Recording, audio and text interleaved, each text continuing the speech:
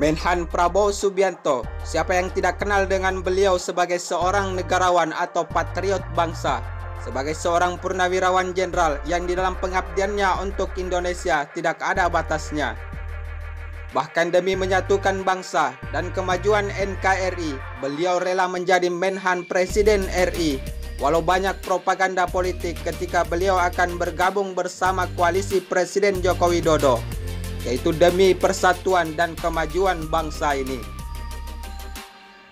Yang jelasnya, kita tahu bahwa beliau adalah pemimpin yang berkarakter tegas, namun sangat peduli dengan bangsa ini.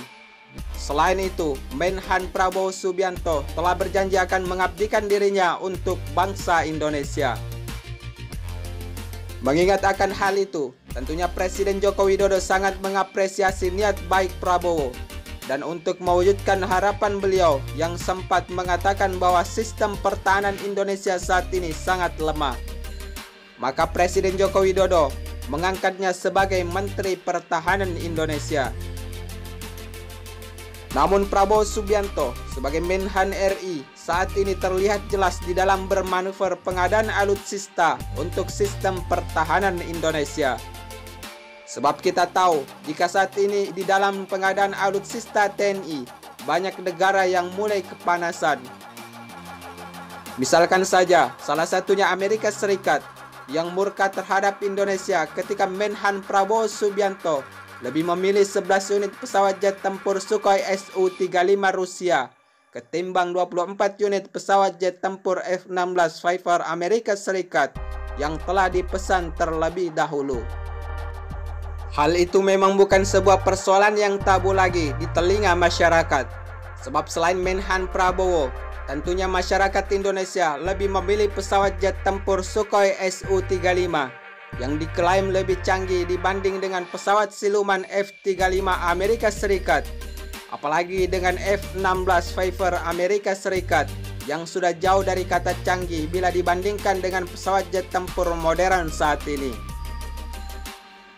Selain pesawat jet tempur Sukhoi Su-35, tentunya kita tahu juga dengan kerjasama Indonesia di dalam pengadaan 3 unit alutsista kapal selam bersama Korea Selatan yang dikerjakan langsung di PT PAL Indonesia, yaitu melalui skema Transfer of Technology. Pembangunan kapal selam ini telah dilakukan dengan kontrak pengadaan senilai 400 juta US dollar. Namun dalam tahap produksinya, kapal selam ini baru selesai 1 unit dan tinggal menyelesaikan 2 unit lagi yang dengan waktu pengerjaan 77 bulan. Namun siapa sangka jika proyek besar tersebut yang sudah berjalan antara industri PT PAL Indonesia dengan industri DSME Korea Selatan ini akan kandas di tengah jalan. Sebab kerjasama tersebut ada kajian rencana pembatalan dan beralih dengan industri pengadaan alutsista kapal selam dengan Turki yang lebih canggih.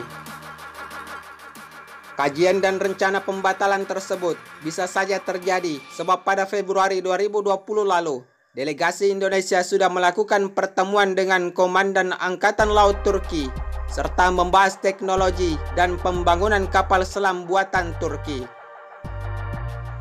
Salah satunya adalah pembuatan kapal selam TCG Turki pada 14 Februari lalu.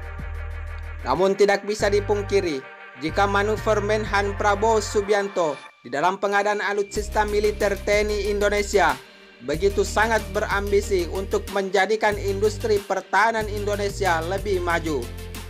Sebab kita tahu sejak diangkatnya Menhan Prabowo Subianto menjadi Menteri Pertahanan Indonesia, Prabowo telah banyak mengunjungi negara-negara maju di bidang pengadaan alutsista canggih di dunia. Misalkan saja, salah satunya adalah Turki pada tahun 2019 lalu. Dan tentunya kunjungan beliau telah membahas sistem pertahanan militer dan pengadaan kerjasama industri pertahanan melalui skema Transfer of Technology. Dalam kunjungan beliau ke Turki, telah sempat bertemu dengan Presiden Turki, yaitu Recep Tayyip Erdogan, dan menyaksikan produksi alutsista tercanggih dari industri pertahanan tersebut.